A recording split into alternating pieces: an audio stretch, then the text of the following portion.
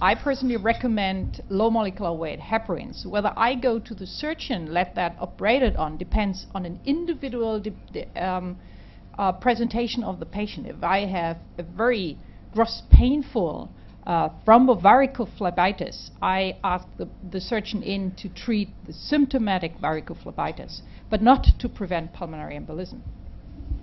Low?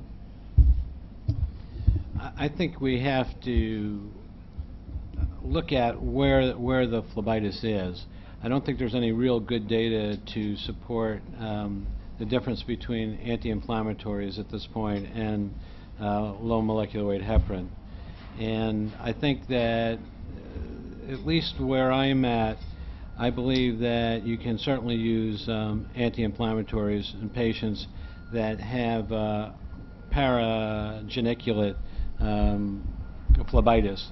And I feel more comfortable putting patients on low molecular weight heparin, and that are certainly mid-thigh, and I think, and above. And I think that we're going to find out, just like endothermal ablation, that the clot extension from a varicophlebitis is different than something that's spontaneous.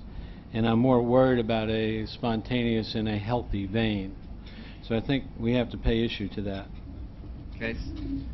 Well, a varicophlebitis, or at least a side branch phlebitis, I don't treat with anticoagulation, but if it's a short or great saphenous vein, then I'll give low molecular weight heparin for a month. Tony, we know you'll chop it, so we won't ask you. We'll move on to Jonathan. Most of the people I see, it's the ones you describe around the knee, and most of those get anti-inflammatories. Just the occasional one that you see that's severe with thigh thrombophlebitis, I do a duplex scan, and then I tend to be guided by the duplex scan. And if it's severe, then they'll get anticoagulated. Never mind about low molecular. I'll put them on warfarin. Ian? Well, I previously now made a big distinction between phlebitis in a varicose vein and phlebitis in a truncal vein. My approach had always been an anti-inflammatory and a stocking, and if it was looking perilously close to the junction, perhaps rescan a week later, but I wouldn't have anticoagulated personally otherwise. Joe? I'm afraid to tell you. First of all, and I've been doing this for about 25 years, and I've seen hundreds of these patients, and if the patient does not have varicose veins, that's a very serious systemic thrombotic disorder, and they all get worked up for thrombophilia. I've documented at least 20% of them have one or more thrombophilic defects.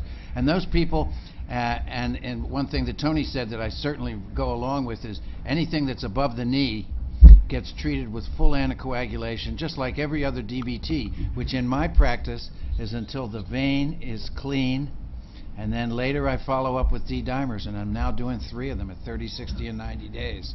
And the thing is that if the patient has varicose veins, in my surgical practice in all those years, they all got low molecular weight heparin, and normally I didn't treat any of them acutely, but then down the line, after the thrombosis had resolved, then I would treat their veins, and usually that, in my practice, has meant 3 to 6 months. Okay. John Thompson? And then while we're waiting for John to talk, maybe we want to take the discussion to other areas rather than just thrombosis in a minute. Yeah, John. I'm just quite concerned about the thrombophilia screen. I think if you're going to operate on these people, you must do it, because some fancy lawyer will get you if you didn't do it, and the patient gets a pulmonary embolus. And if that screen's negative and you're going to operate on them, I'd be tempted to do a CT scan looking for a cancer of the pancreas or stomach. I'd like to present a case. 30 seconds. 56-year-old man who 3 years ago had a superficial thrombosis in a normal saphenous vein, treated with anticoagulants for 3 months. Then the treatment was stopped. He came into my office because he twisted his knee. He needed a simple knee arthroscopy. When people come to me, I have to find out about them before I recommend what to do. And so I did a duplex scan. He had residual damage in the greater saphenous vein. He had a heterozygous Leiden, heterozygous prothrombin, a beta-2 glycoprotein IgG of over 100, all 3 of those defects. So I said, you have to go on low molecular weight heparin before your simple arthroscopy, which he did. And postoperatively, we gave him prophylactic doses postoperatively, and within 24 hours after surgery had a massive pulmonary embolus and survived. So that I think that, and I could tell you cases like that until you walked out of here. There's so many of these